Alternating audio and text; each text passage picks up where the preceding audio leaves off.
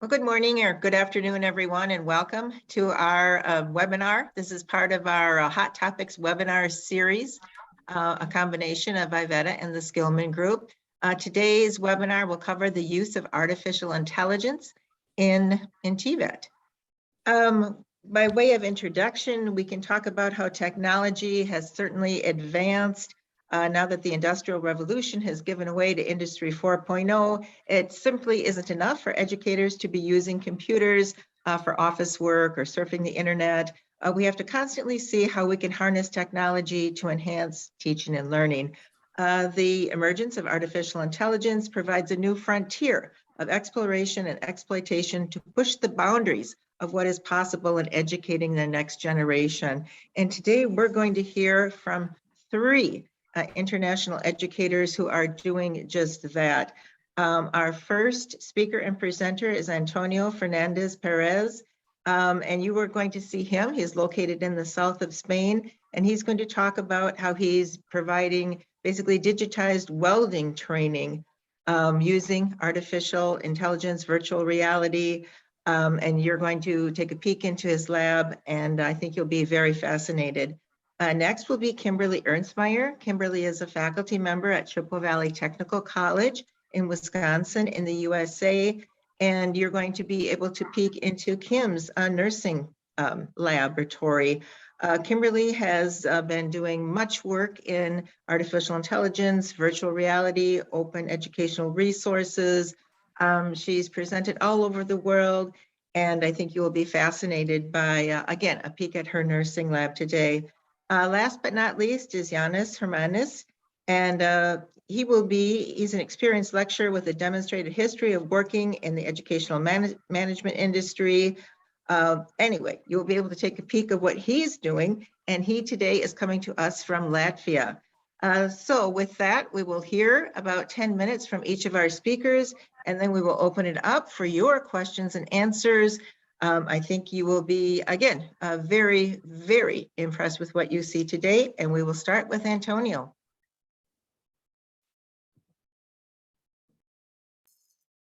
Excellent, thank you, Julie. Just to confirm, can you hear me well? If I can see some thumbs up, it will be enough. You can hear me well? Perfect, thank you.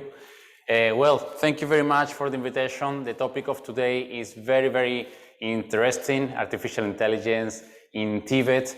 And as you can see, I will share, you are going to, Irina, you are going to put the, okay, perfect, excellent. The topic of today is augmented reality for welding training combined with, in this case, automation, okay, in this case, artificial intelligence. We can go to the next, Irina. There you go. So, first of all, to give you a little bit of background of why this is so relevant for the industry, you may know or may not that there is a tremendous shortage of welders in the world, okay? So whatever you see around you is actually probably welded, whatever there is metal, okay? Whatever is your car, if it is the train that you're taking, the building, the planes, many, many things around us. And normally finding a welder is not easy because nowadays, whenever you ask the young generation what they want to do when they grow up, what they want to study, very rarely they will tell you that they want to become a welder. Welding is a very tough skill, it's a very complicated, and it really definitely requires a very important training, okay? A very sophisticated and long-lasting training. So that actual problem, if we go to the next, that actual problem is being, well, sorted out by the industry with new technologies, okay? Industry 4.0, so the usage of robotics, the usage of artificial intelligence, augmented reality, virtual reality, in order to be able to overcome many challenges, and this will be one of them, okay? Let's go to the next. In the COVID world, or in the COVID situation, this digitalization process, both in the schools, in the colleges, universities, and also in the industries, have been boosted, and we have all lived that. This webinar is actually part of the consequence of this digitalization. Let's go to the next. And And it's quite important as well to think about the emerging economies. In these emerging economies, digitalization is being a key factor to be able to develop the people, the workforce of tomorrow, okay? Let's go to the next. And in this case, I will stop here for a little while. Robotics is the actual solution for this welding shortage, okay? One of the, what you see here is robots welding a car, okay? Most of the parts of your cars are actually welded by robots.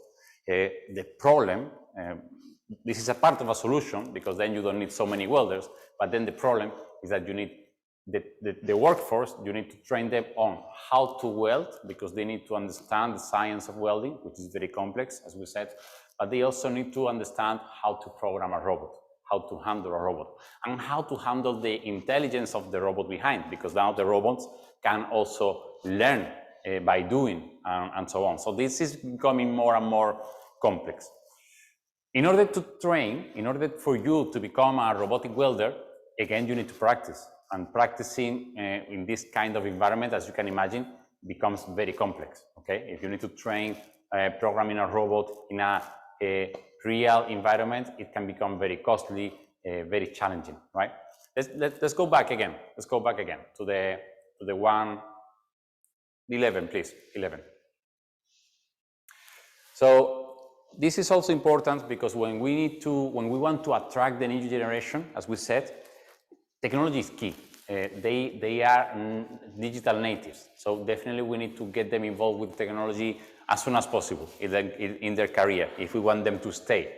And the role of augmented reality in this regard is very important because by that way they don't see this as a challenge. They see it totally different. They see it as a game. It's not a game. It's a very serious thing. Okay, but they see this with passion. Okay. And by that, we can gain more students to be engaged with this type of trades, okay? I would like, I didn't add to your presentation, Irina, a video, and I would like to show the video. So if I may, I will just take the screen for a second, because I want to show an actual example, okay, of what this looks like. So what you see here is actually a robot, okay? This is a simulator like I have next to me. And what I will show you is the combination of the actual robot, as you can see, it's a robot moving, together with augmented reality. So this robot, if we stop here for a second, this robot is actually welding or simulating a weld, but it's not really welding. So you can imagine that when you are not really welding, you are not spending consumables, you are not giving gases to the atmosphere, you are not using real metals, and therefore becomes a very efficient, very economical, very environmentally friendly way to train, because you are actually simulating.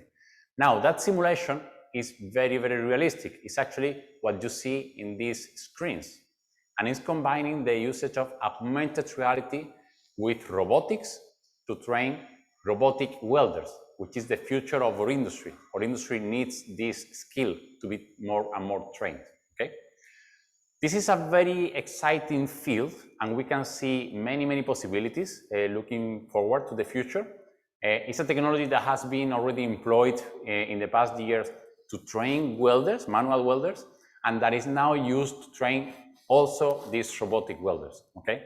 So we are looking very much to the forward, to the future, to take this technology forward, to bring it to the schools. We are doing it already, and this to become the new standard of robotic welding training, okay? So if you would like to know more, if you would like to give us any feedback, we will be very happy to answer whatever question you may have during the session or afterward, okay?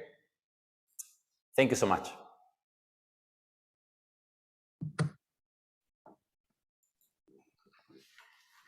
So does that conclude your presentation, Antonio?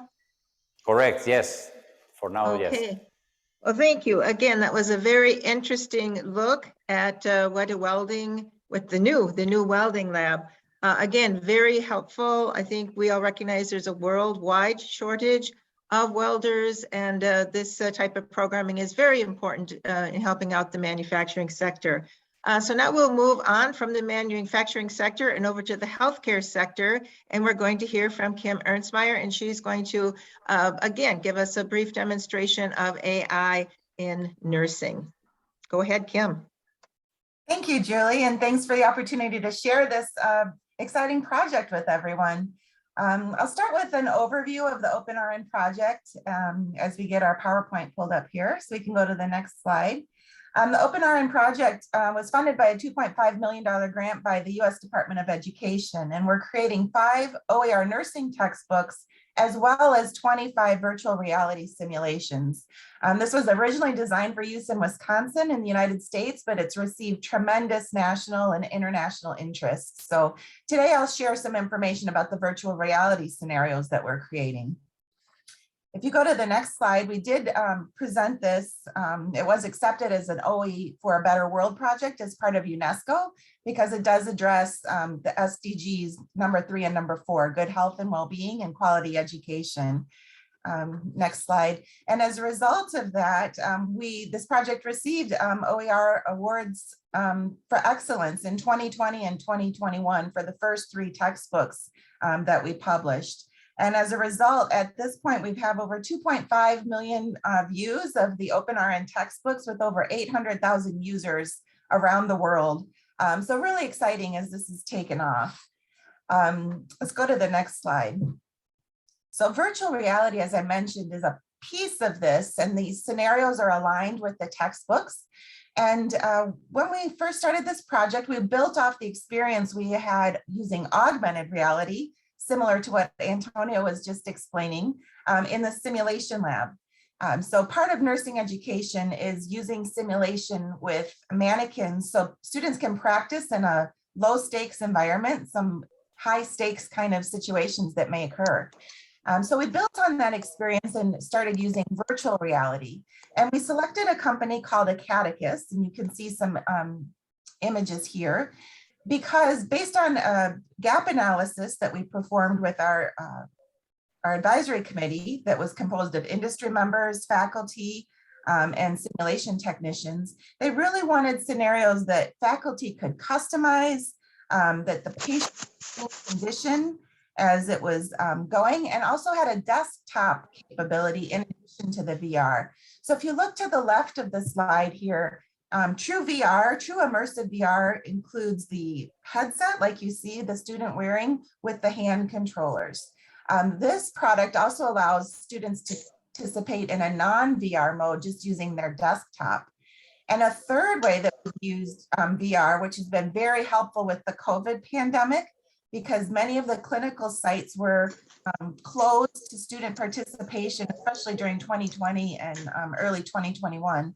This became an important piece of their education as they practice caring for virtual patients. So on the right, you can see how the virtual reality scenarios were shared with screens similar to this presentation in Zoom. So let's go to the next slide.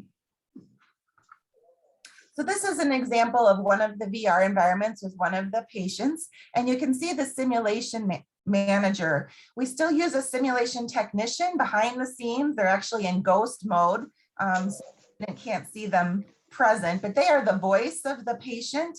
We're still using that highly interactive environment where students can ask any type of question and respond according to what the patient responds. So let's go to the next slide. So as I mentioned, we have 3 different levels. We have the total immersion in virtual reality. We have the screen broadcast, and then we also incorporate virtual simulations using a software product called H5P that is also free and open to others to use. So I'd like to start with the demonstration of VR. So if we go to the next slide, we should see the video. Now this is a VR environment that was created by Acadicus specifically according to our specifications for an assisted living, long-term care type setting. And you can see there's no audio here. I'm just going to show you what the student sees. So you can see the simulated student, Ben, and then myself as the instructor. And what the student sees are the heads and the hands, basically, of what's as they participate. And they would be hearing the patient interact, answer questions. You can see him nodding his head and moving. At this point, we would be getting vital signs. You can see the use of the stethoscope. We can hear heart sounds and lung sounds. On the right side there, you see the medication cart with the simulated electronic medical health record. So students can view the record. They can see the medications that are ordered. You can see this as we pull out the medications from the medication cart. They can compare what's ordered to what they have in hand, which is a standard best practice for safety, and just continue to interact. And one of the things we received, here's another scenario with a pediatric patient, completely different scenario where they have to assess pain and calm the patient down. So one of the things we received from the advisory committee was students really need practice implementing the skill with patients. It's one thing to know how to perform the skill. It's another thing to interact when a patient is frightened or upset or angry, and how do you calm them using therapeutic techniques.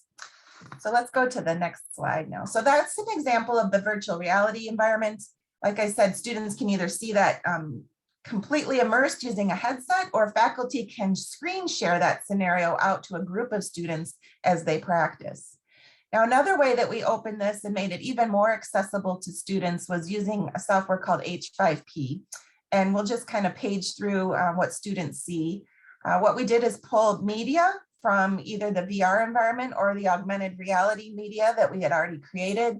And students have to answer different decision points as they proceed through the scenario. They get immediate formative feedback. It's something they can do independently and asynchronously on their own device. All they need is access to the internet. We've received excellent feedback, over 450 responses to a survey by students and faculty across the United States. Just really enjoy these scenarios. They're short, they're about 10 minutes long, and it just allows them to practice what they're learning in the textbooks and apply it to patient scenarios in a very simple way. So those are two quick examples of the scenarios that we've created that contain virtual reality or augmented reality. We'll go to the next slide. Don't forget about debriefing. If when using these type of things, it's one thing to have the concrete experience, which you can see in Kolb's experiential learning cycle. The VR and the AR allow that concrete experience, but students still need to have the time to reflect on what they've learned, kind of create an abstract conceptualization of what happened, how they dealt with it, what they learned, and then have the opportunity to apply it in the future. So if you're interested in reading more about debriefing, I included hyperlinks to articles about that. Next slide, please. And if you're interested in additional scenarios, VR or H5P, you can click on these hyperlinks. We've also uploaded several hundred videos of patients, healthcare team members interacting, other things like that to the OpenRN YouTube channel. These all have CC BY licensing, so they're completely free and open for others to use, remix, adapt to their curriculum. And if we go to the last slide, if you're interested in hearing more about the OpenRN project or more of these scenarios, you can go to our website, www.cbtc.edu/OpenRN. Thank you. And thank you very much, Kimberly, for, again, a glimpse of how AI is being used to build nursing skills. Now we'll go over to Latvia for our final speaker, Jānis, and he will be, again, introducing us to AI in yet a third sector. So we'll go from manufacturing to healthcare to business applications for AI. So go ahead, Jānis. Okay. First of all, thank you very much for invitation to participate as speaker in such a kind of event. I'm very glad about this. Slides are you showing from your side? Okay. No, first of all, no small introduction part to who we are. Actually, we are a European Erasmus Plus project, kabada.eu. Move next one. Please, next slide. As usually, European projects have lots of partners. And there is a list of my team actually. No, and just a quick insight, we are covering our list of teams, list of partners covering several universities around Europe. Some real developers, some ICT companies, some non-governmental institutions, some small entrepreneurs. No, actually, no, we are trying to cover everything related with business and developing nice things for business education needs, actually.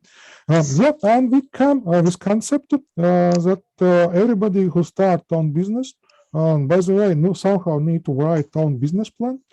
And during our investigation in this process, we came out that we would like to create a structured web-based platform, easy to use platform, and structured is most important to create your business plan, with providing some kind of guidance. And during this process, trying to answer to relevant questions which each entrepreneurs need to answer, need to receive answer. Where do I stand? Where do I want to go? What challenges I have, etc. And of course, everything is based on theoretical researches done by our university's team and statistic information. And there is the point of our today's topic, actually, and new machine learning, artificial intelligence things, where we see this kind of things actually in our business plan creative structure. Okay, there is a small, big picture, by the way, of our concept. I'm going to very deep in this one, but we can, by the way, we have 6 big steps, actually, and let's move to next slide. And during the process, when everybody comes to our system, I would like to create, sitting in front of my computer, sitting in front of fireplace or what else, or in the beaches, and I have idea, and I need to start somehow put my idea in the right shoes. That we are offering, first of all, inside of the industry where we would like to be. That's me. We are giving relevant statistics just to explore. Do you really feel comfortable in this industry where you would like to be? That real data from at the moment from Eurostat, but not only. I'm very proud about this actually. Yeah, and also we have a goal to use this data to check when your financial documents start created, is it okay or not? Next module, risk analysis. This is a really deep challenge for my team. Give some overall risk analysis about each industry. And when I'm saying each, actually, I'm meaning almost each according NACE classification. That means when you are in our system, we are providing you lots of information around your potential business area, from data perspective, from risk analysis perspective. Just to be ready. Next slide, please. And now we are moving actually the most important part, one of the most important part. Actually, you need to create your actual business plan. And there we found that we need a very structured way to create your business plan. Then we figure out that we need to use popular business canvas module given us for Mr. Osterwald. Everybody knows who are in these areas. What does it mean, business canvas? We use the canvas as the base, as baseline for us, but with our twist, because we are trying to create and trying to avoid actually from lots of written text actually. As mean you are sitting, you are clicking, you are following our guides, and at the end you will receive actually notice canvas exactly how canvas looks. Okay, next one. Also, each business needs some kind of insight analysis. That's mean you need to prepare your SWOT analysis. But again, we're trying to create the SWOT analysis in a very structured way, with predefined strengths, weaknesses, opportunities, and threats. And this is no need for actually for our artificial intelligence module. To compare what people are thinking, what people are doing, how we selecting. Okay, when I have a plan, to work in such area, which kind of strengths actually you have, and maybe in some cases, you are doing yes, selecting wrong choices actually here. Next one. Please. Next module. Yeah, we are asking also some questions, personal questions to our new entrepreneur. Some kind of questionnaire actually here is this. To indicate actually how ready you are to start your business, and it's relevant actually for you to start your business. This is data for our analysis actually. For our analysis, we are not saying that you are not allowed to do your business, of course, no.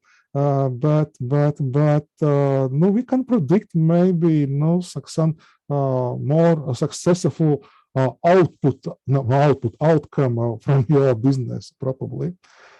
Please, next one. And at the end, actually, one of the key parts of financial proposition, everything about your finances. Is it okay? Is it not okay? Do you forgot about something or not? Is it relevant to your numbers? Is comparable with others in your industry and with others in your industry in your country, etc., actually. By the end, this financial report is more or less created automatically at the end. And we can analyze and give some smart advice. Please change this part. You have problems here. There are several solutions how you can solve your problems in your potential cash flow. And goal is at the end to create business plan from business, from value perspective, from SWOT analysis perspective, and most important, from financial perspective, that you are ready and you can move to next part, next stage, and create your own business. Please, next one. Okay, next one. And about today's topic, artificial intelligence. At the moment, my team actually is preparing artificial intelligence engine for us. Two of my partners are working very strictly, very hard for this. And idea is actually give during the process when you are creating your plan in our system. Artificial intelligence hints. We are calling smart hints, smart advice, actually. In lots of parts, in lots of places, we are time to time put out, hey, you forgot about this. In most cases, in your industry, in your country, people doing things in such a way which is completely different, which you are offering. We are not saying this is completely wrong, but we are giving advice. We are giving to our customer advices actually. This is artificial intelligence parts, which not come. This is one of the parts, important parts, but actually maybe not the hugest part of our product. of our result. Please, next one. And actually everybody is welcome to go to our test environment, kabada.ba.lv, and try by yourself. If you have idea, if you have a business idea, and if you need to put your idea on paper, at the end, no, you're welcome. You're welcome. Who knows? Maybe later you will go to your founder institutions, to the bank or what else, and who knows? Maybe next time I will be your customer. Thanks a lot. Okay, well, thank you very much, Janice, for that very interesting presentation. And our presenters were all very concise this morning with their remarks, so we do have plenty of time if anyone has any questions for the presenters. I think Antonio had made a comment in the chat box earlier, just wondering if everyone knew the distinction between virtual reality and augmented reality. Antonio, maybe you would want to fill the group in? Sure, Julie. Yes, I think that this is normally a common question, but sometimes we just assume that they are the same thing, and they are slightly different. So actually, virtual reality, as Kim showed, was a totally fully virtual environment, meaning that everywhere where you look is a virtual element there. Okay, so the background, everything is actually virtual, like if you were in a movie or in a video game or something like that. Augmented reality, on the contrary, what it does is overlaying virtual elements, virtual objects, over the surface of the real environment. So for instance, I could be looking at this table and I could place a virtual element on top of the table or on top of the floor or something like that. A very good example that we use nowadays and that we can see everywhere is actually this type of filters that we see in the social networks, Instagram and all of that. That type of technology is actually augmented reality because you are interacting with the real environment around you, but you are placing virtual elements on top of it, right? I hope that there was a good explanation and everyone understands the difference. I think that was very helpful. Thank you, Antonio. Another question, and after you answer it, I'll move on to Kim as well. There appears that we do have a global shortage of welders at this point. I guess that was news to me. I was certainly aware that there was a shortage here in the United States. What is being done to attract more students into this profession? And maybe you could talk about, is technology play a role in this or other strategies that are being done? Well, apart from the education sector, as we are saying, they are attracting more and more students to this trade. But just before going there, the industry itself is also trying to make welding as much efficient, as easier as possible, so that they don't need so many manual labor in order to weld. The robotics was just an example. If you are able to replace a little bit of that manual welding, then you will suffer less from that problem. But when we go to the education sector, as we are talking about, definitely we need to attract welders. So you will see many campaigns about vocational education, how welding is actually a career of future, how actually it is a very well-paid job, because it is, and how actually welding is fascinating. It's a very fascinating trade. It's very complex, definitely, but it's something that once you master a minimum skill, you become better and better, and there is a never-ending story. You are always learning on the process. So when you like it, it's something that definitely you will not get bored of it, let's say. Also, the times where we live now are not like in the past. In the past, welders used to be not so much cared about when we talk about safety, about ergonomy, and now the rules behind the welding trade are much more looking for the well-being of these employees. So it's definitely a very interesting career, and this type of promotion, along with the technology, okay, technology is here to attract more welders, to make it look like a very interesting career as it is. Those type of activities are definitely working out to shorten that gap. Thank you very much. I'm going to ask Kim that same question because again, we do have a global shortage of nurses as well. And I think that shortage has only been made worse by, 2 to 3 years now into this pandemic situation.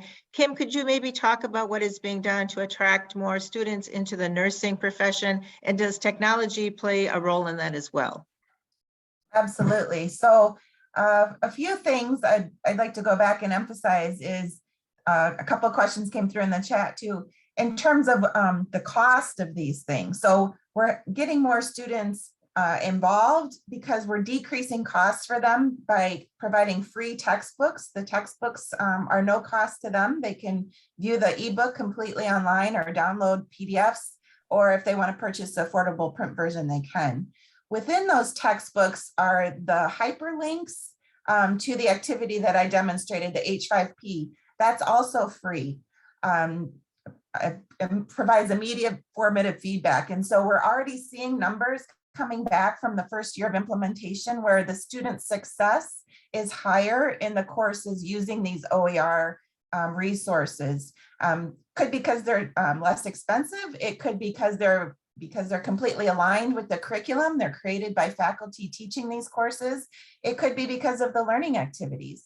On the second aspect of it, the VR, the actual subscription to VR, I know there were some questions about that. For this particular platform, it's about $10,000 per year. That would be something the institution would pay for. The headsets that go along with it, the costs continue to come down, but they're about $350 to $400 US dollars for those. So there is some cost to use the virtual reality, but if we have students come into the lab to use it, there's no additional cost for them. And if we do the screen sharing, all they need is a device to access it. So again, it just allows more practice and more success. Hopefully that technology pulls more students in, like Antonio mentioned, but it also provides, those opportunities for improved success in the students that are already in class. Thank you, Kim. Yanis, did you have any comments about the costs of your new way of doing things relative to traditional business courses? It's hard to say actually at the moment if you address the question from if I understand correctly, does our artificial intelligence ideas how to involve more students? That at the moment I don't have answer for this. Our goal actually is to decrease process from when you have idea about okay, I would like to do my business till the moment when you go to some funding institutions to be ready actually for this. I see actually that when in classes, in student classes, and entrepreneurship courses, introduction courses, when lots of people and students writing the first business plan, you can shrink a bit this time actually and spend other hours for maybe some other important things. You can receive the first valuable results in relatively short time actually here. This is my comment actually for this. And the second actually, what I personally learned from our project, artificial intelligence things, developing those things actually is quite costly. Okay, thank you. Thank you all for responding to that question. I think what I'm hearing is there might be some initial investment, but as we scale up and as we build the technology out, we can actually make things more affordable, particularly if we are replacing some very expensive traditional textbooks, like in the nursing situation, with open educational resources. John, did you have a question?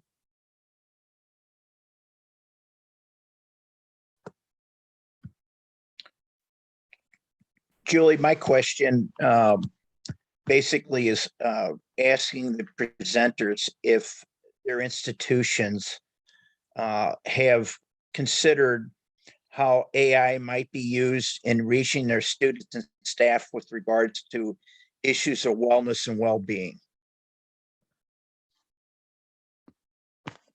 Okay, I see Kim smiling. Kim, do you want to Yes. take the first shot at answering that question? Sure, that is an excellent point, John, and especially in the nursing field with COVID, we just see nurses, there's a mass exodus right now of nurses. So our Definitely.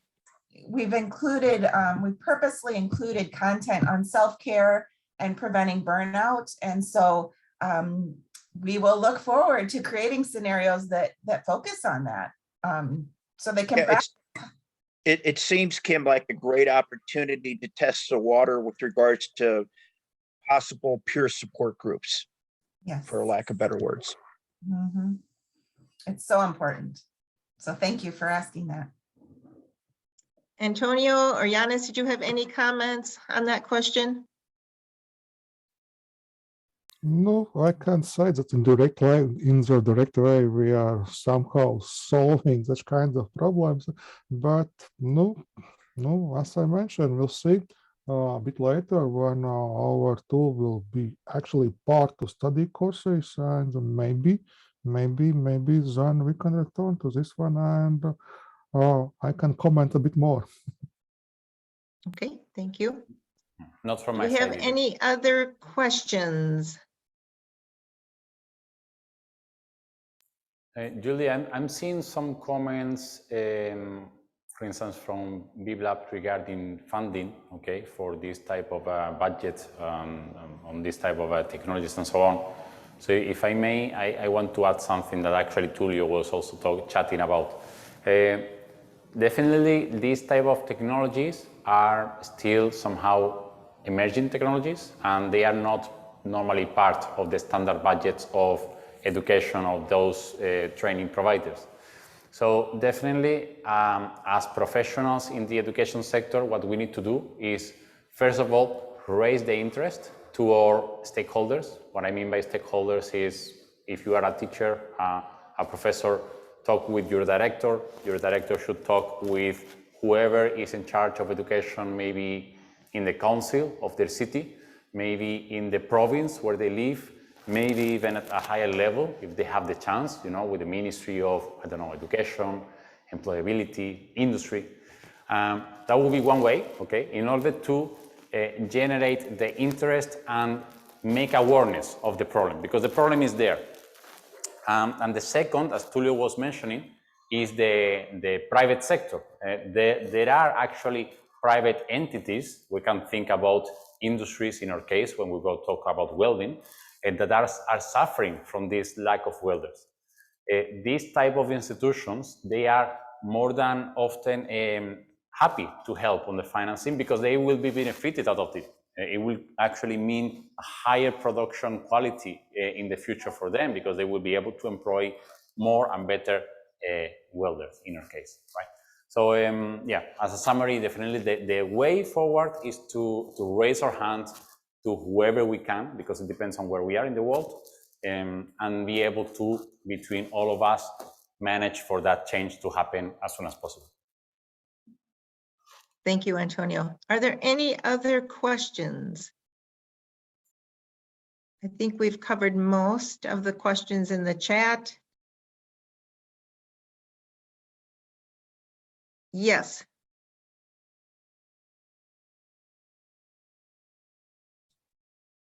Someone had a question? I'll say something if it's okay, Julie. That'd be great, Julian. Okay, so this sort of talks about what John was asking earlier about using artificial intelligence to address mental health and other wellness issues. What Kimberly showed earlier also is what we would call an example of a serious game, where you can basically create a simulation in a high-risk situation, which you wouldn't normally subject a student to. And also then you can put them in simulations regarding mental health. I've seen some really good examples, for example, where you put a simulation on of a woman who's experiencing abuse from a partner, and you go in as a counselor or a social worker, and you have to try and find ways of questioning and finding out more about the situation without endangering this person or yourself, particularly if that abusive partner is still in the house, and stuff like that. So I think there are some really fascinating examples of how we can actually use artificial intelligence to enhance what we're doing. I think also we have to consider several things when we talk about the implementation of these wonderful new technologies in education. For example, as has been mentioned already, costs. Is this only the domain of rich schools? What about schools in up and coming countries? I know there is the mention earlier, Antonio mentioned that people could work with private and other organizations to maybe come up with funding. But also for a lot of other places, getting hold of the technology might be difficult. So you might have to import the technology, for example, and that might cost money as well. And then also there are the costs involved with people, because you need to have people who have the knowledge of installing these systems, keeping them going, having the knowledge of using these systems, and also the experience of teaching, because there's the teaching methodology involved as well. And we all know in the early days of distance learning, how many people just uploaded a PowerPoint for the students to download and said, that's distance learning, guys. So it's more than that. We have to think of the methodology and the pedagogy involved in all of that. And also the support system in case your technology goes kaput on you. So you have to pay for that too. So all of this considerations for a lot of schools before they all rush out and invest in AI technology. But yes, if you are fortunate enough to be able to implement these technologies in your schools, then you can scale up very, very easily. So those are my 2 cents on the topic, but I don't know if anybody wants to comment on those. Any comments or questions before we turn it back over to Julian to wrap up the session for today?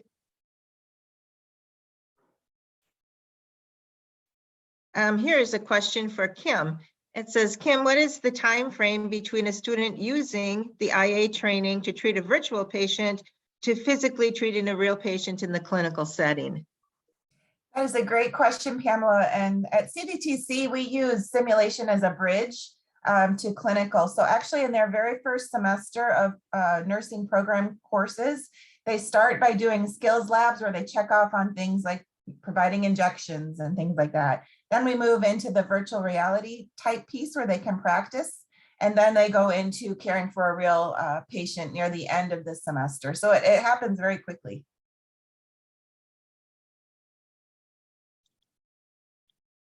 And again, just a wonderful way for students to get the experience and build their confidence before interacting with real live patients in the clinical settings. Any other questions or comments? I think we've covered a lot of the information in the chat.